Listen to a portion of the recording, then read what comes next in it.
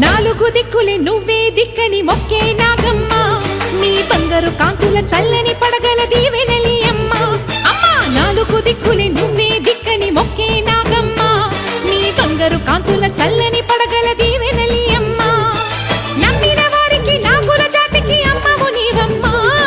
పసుపు కుంకుమ పడతుల కొసగే దేవత నీవమ్మా మా ఐదవతనమునకు అభయమునిచ్చి అండగా ఉండమ్మా చల్లని చూపుల నాగమ్మ మా పిల్ల